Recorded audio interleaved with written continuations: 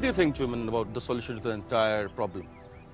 I think the solution to the problem is to really integrate architecture with nature and create a very beautiful landscaped inspired development.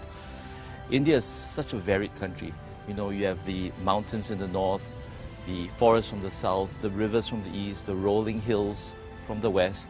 Wouldn't it be wonderful if we actually brought it all together into one place where we can create a place inspired by nature? What do you say about the landscape thing? Yeah, I think that as I said, it's a very, very simple philosophy of just reconnecting with nature.